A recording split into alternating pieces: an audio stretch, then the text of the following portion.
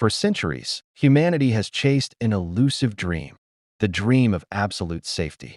We build walls, forge laws, accumulate wealth, and seek comfort, all in a desperate, often unconscious, attempt to shield ourselves from the inevitable cruelties of existence. We whisper to ourselves a comforting lie: nothing will hurt me again. But the truth, stark and unforgiving, is that life, in its very essence, is a relentless series of exposures. Every breath we take is a gamble. Every connection we forge is an invitation to potential heartbreak.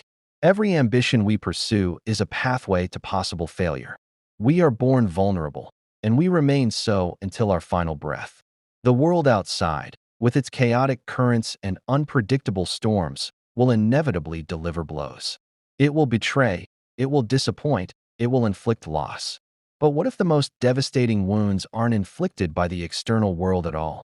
What if the true battleground lies within? What if the fortress we desperately need to build isn't one of stone and steel, but of mind and spirit? This is not a promise of immunity from pain. Such a promise is a delusion, a dangerous fantasy. Instead, this is an invitation to forge an unyielding defense against life's cruelties, an inner fortress so robust, so strategically designed, that while the external world may still wound your flesh, it can never truly conquer your spirit. It is about transforming your relationship with suffering, not by avoiding it, but by rising above it. It is about becoming unconquerable. To build an unyielding defense, we must first understand the nature of the assault. Pain, in its rawest form, is a signal, a biological alarm. A broken bone, a searing burn, these are undeniable physical hurts. But the pain we speak of today, the kind that truly cripples and consumes, is often far more insidious. It is the pain of the psyche, the wounds inflicted not by physical force, but by the sharp edges of human experience. Consider the sting of betrayal. It's not a physical blow, yet it can feel like a knife twisting in your gut. A trusted friend reveals a secret. A partner breaks a vow. A family member turns their back. The immediate shock often gives way to a lingering ache, a sense of profound disorientation. You might replay conversations, dissect intentions, searching for the moment the foundation cracked. This isn't just sadness. It's a deep, corrosive wound to your trust, your sense of security, even your identity. The external event, the act of betrayal, is over in an instant, but the internal wound can fester for years, shaping your future interactions, making you wary, cynical, closed off. Or think of the silent, relentless pressure of societal expectations. You might be told, implicitly or explicitly, that your worth is tied to your career, your financial status, your appearance, or your relationship status. You strive, you conform. You exhaust yourself trying to meet these invisible benchmarks. Then, perhaps, you fail to secure that promotion, or you don't achieve the perfect body, or you find yourself alone while others seem to thrive. The world hasn't physically harmed you, but the internal narrative, I am not enough, I am a failure, I am unlovable, can feel like a crushing weight, a constant, low-grade torment that erodes your self-esteem and joy. These are the unseen chains, the silent scars that accumulate over a lifetime. Each disappointment, each perceived slight, each moment of injustice leaves its mark. And if left unaddressed, these internal wounds can become the very architects of our future suffering, dictating our reactions, limiting our potential, and trapping us in a cycle of fear and resentment. They become the cracks in our inner walls, inviting further invasion. The external world may deliver the initial blow, but it is our own minds that often amplify the pain, transforming a temporary hurt into a prolonged agony. Our thoughts, unchecked and untamed, can become the most formidable adversaries, turning our inner landscape into a self-made prison. Consider the phenomenon of rumination. A minor disagreement at work, a critical comment from a colleague, or even just an awkward social interaction. The event itself might be fleeting, but your mind latches onto it. You replay the scene endlessly, dissecting every word, every gesture, imagining alternative scenarios, spiraling into a vortex of what-ifs and if-onlys. You might spend hours, even days, mentally punishing yourself for something that, in the grand scheme, is insignificant. The initial discomfort of the interaction is magnified 100-fold by your own internal monologue, transforming a fleeting moment of awkwardness into a pervasive sense of shame or inadequacy. Your mind, instead of being a sanctuary, becomes a relentless interrogator, a torturer of your own making. Then there's the insidious power of anticipation, particularly catastrophic thinking. You have an important presentation next week, or a difficult conversation you need to initiate. Instead of focusing on the present, your mind races ahead, conjuring every conceivable negative outcome. You envision yourself stumbling over words, being ridiculed, failing spectacularly. You feel the knot in your stomach, the tension in your shoulders, the racing heart, all the physical manifestations of fear, weeks before the actual event. The potential future pain becomes a present reality, draining your energy, eroding your confidence, and making you suffer the outcome long before it has even occurred.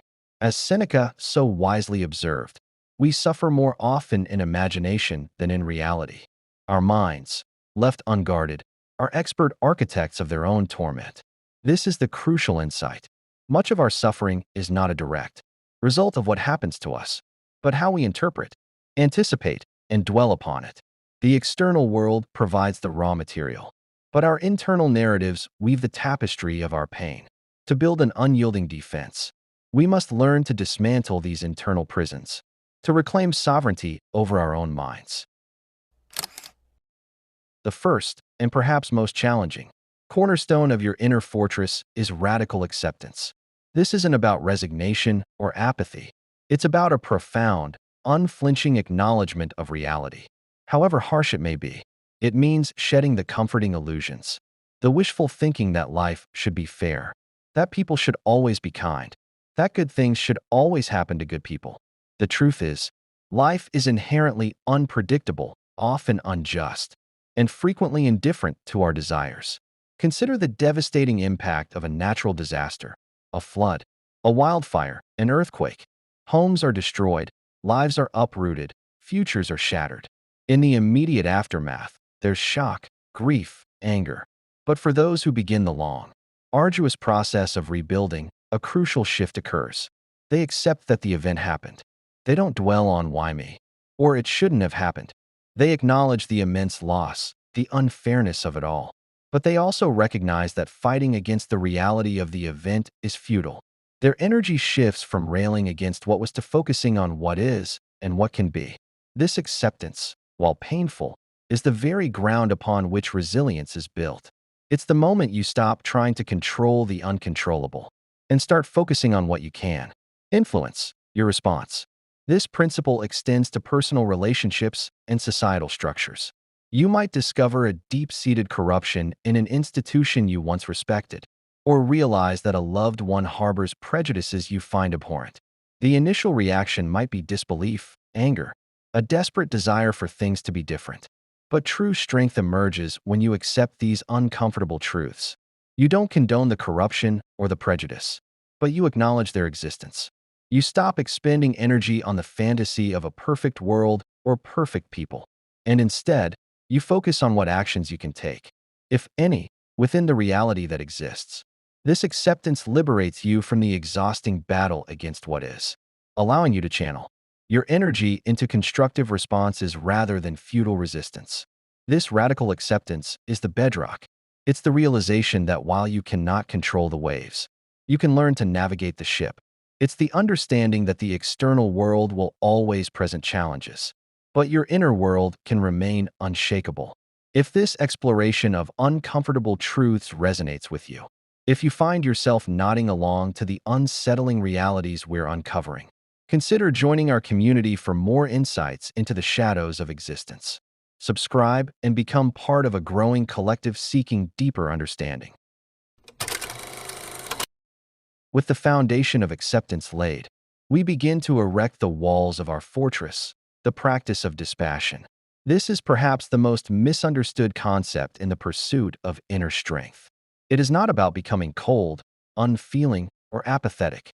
It is about intelligent emotional regulation, learning to observe your emotions without being consumed by them, to feel deeply without being paralyzed by feeling. Imagine a highly skilled surgeon performing a delicate operation. They are fully present, deeply focused, and committed to saving a life. Yet, they cannot afford to be overwhelmed by the patient's suffering or their own anxieties about the outcome. They must maintain a degree of professional detachment, allowing them to make clear, rational decisions under immense pressure. This isn't apathy. It's a necessary dispassion that enables effective action. They feel empathy, but they don't let it cloud their judgment or paralyze their hands. Apply this to your daily life. You receive a scathing email from a difficult client or a critical review of your work. The immediate surge of anger, defensiveness, or hurt is natural. But instead of immediately firing off an angry reply or spiraling into self-doubt, you pause. You observe the emotion. There is anger. There is defensiveness. You acknowledge its presence without letting it dictate your response. You allow the initial wave to pass. And then, from a place of calm, you analyze the situation objectively. Is there any truth to the criticism? What is the most strategic way to respond? This dispassion allows you to engage with the challenge rationally, rather than react impulsively and potentially worsen the situation. Another powerful practice is negative visualization, a core Stoic technique. This involves deliberately contemplating the loss of things you hold dear: your health, your loved ones, your possessions, your reputation. It sounds morbid, even counterintuitive, but its purpose is profound. It's not about inviting misfortune, but about appreciating what you have now and mentally preparing for the inevitable impermanence of all things. When you regularly consider the possibility of loss, the actual loss, if it occurs, is less of a shock. It doesn't shatter your world because you've already, in a sense, rehearsed it.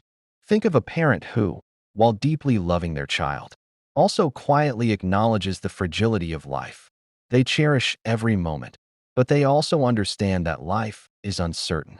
This doesn't make them love less. It makes their love more profound, more present, and their resilience stronger should the unthinkable occur. This dispassion is not about not caring. It's about caring wisely, about protecting your inner peace.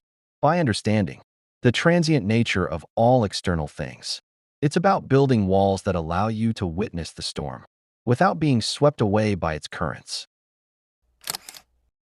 Many of the cruelties we experience are not direct assaults, but rather the pain of unmet expectations, particularly those tied to external validation. We live in a world obsessed with appearances, metrics, and public opinion. From social media likes to career titles, from designer clothes to perfect relationships, we are constantly bombarded with messages that our worth is determined by what others think of us, what we possess, or what we achieve in the eyes of the world. These external measures become invisible chains, making us profoundly vulnerable. Consider the pervasive influence of social media. You post something, perhaps a personal achievement or a moment of vulnerability. You then anxiously await the likes, the comments, the affirmation. If the response is positive, you feel a fleeting sense of validation, a temporary high. But if it's met with indifference, or worse, criticism, the sting can be immediate and sharp. A single negative comment from a stranger can overshadow a dozen positive ones, leaving you feeling exposed, inadequate, or even attacked. The cruelty here isn't the comment itself, but the internal turmoil it creates, because you've outsourced your self-worth to the fickle whims of an online audience. Your inner peace becomes dependent on external approval, leaving you perpetually vulnerable to the opinions of others. Or think about the pursuit of a prestigious career. You might work relentlessly, sacrificing personal time and well-being, driven by the desire for recognition, status, and financial success. You achieve the coveted title, the impressive salary. For a moment, there's satisfaction. But what happens when the next promotion goes to someone else? Or when the market shifts and your industry faces uncertainty? Or when you realize that the external markers of success don't fill the internal void? The cruelty here is the hollowness that can arise when your identity is entirely wrapped up in external achievements. When those achievements are threatened or fail to deliver lasting fulfillment, your entire sense of self can crumble. Breaking free from these unseen chains means cultivating an internal locus of control. It means understanding that your inherent worth is not, and never can be, dependent on external factors. It means building a self-concept so robust so deeply rooted in your own values and integrity that the praise or criticism of the world becomes mere background noise. It's about finding your validation within, in your character, your efforts, your principles, rather than in the fleeting applause of others.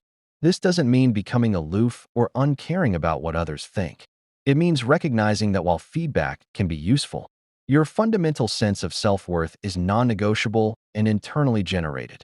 When your inner fortress is built upon this bedrock of self-sovereignty, the arrows of external judgment lose their sting.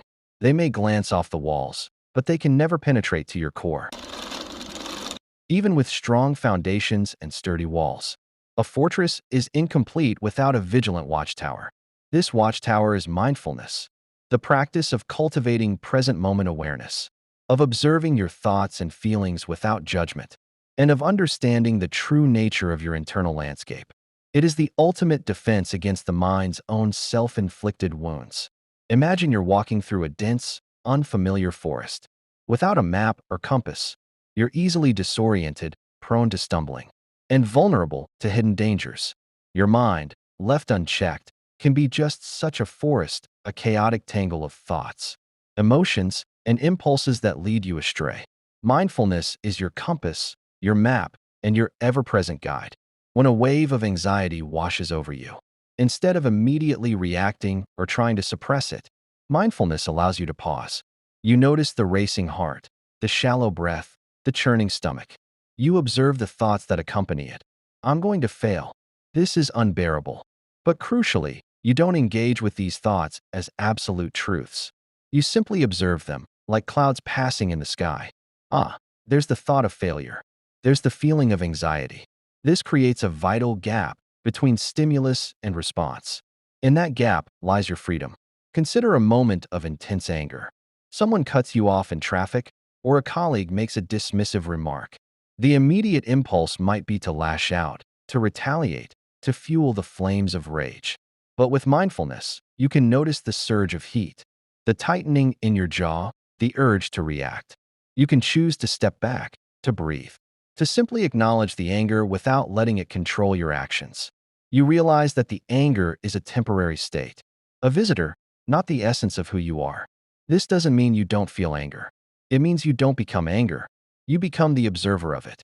This practice of observation, of non-judgmental awareness, disarms the internal threats.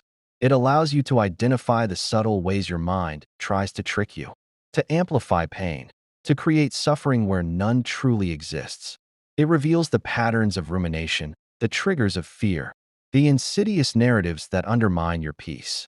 By simply shining the light of awareness on these internal processes, their power over you diminishes. They lose their grip because you are no longer entangled in them. If this journey into the depths of resilience has illuminated a path for you, if it has sparked a new way of thinking about your inner world, please leave a like. Your engagement helps us share these insights with more individuals seeking to fortify their own spirits. And share your own experiences with building inner resilience in the comments below. What practices have helped you fortify your mind against life's cruelties? Your perspective could be invaluable to others. Building an inner fortress isn't a passive endeavor. It requires active engagement and the consistent application of practical tools. It's a journey, not a destination. And your fortress will require constant maintenance and adaptation. One powerful tool is journaling.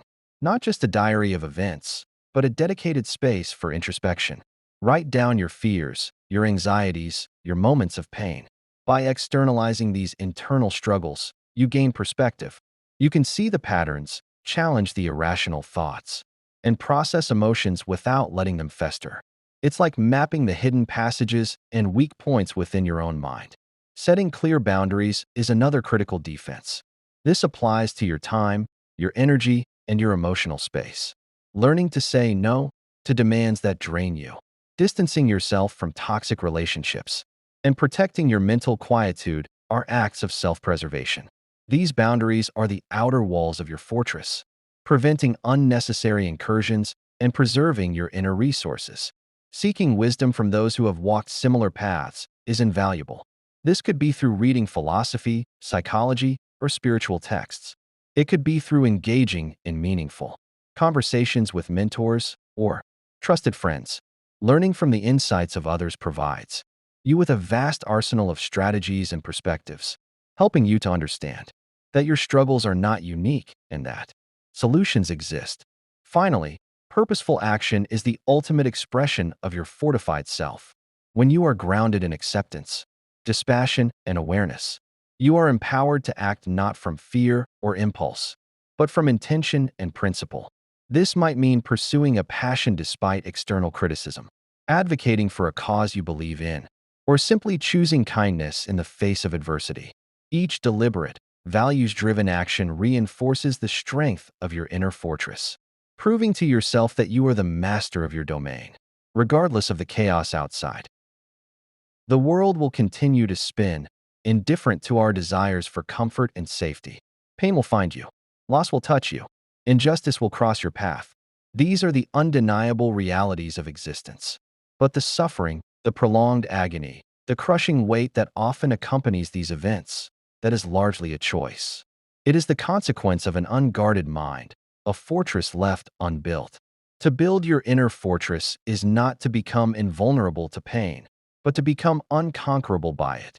It is to understand that while the external world can wound your flesh, it can never truly penetrate the sanctuary of your spirit. It is to realize that true freedom lies not in avoiding the storms, but in learning to stand firm within them, anchored by the unshakable pillars of acceptance, dispassion, awareness, and purposeful action. When your inner fortress stands tall, you are not merely surviving. You are thriving amidst the chaos. You are not just enduring, you are transforming. You become the master of your own experience, the architect of your own peace. And in that mastery, in that unyielding defense, you discover a power far greater than any external force, the power of an unconquerable self.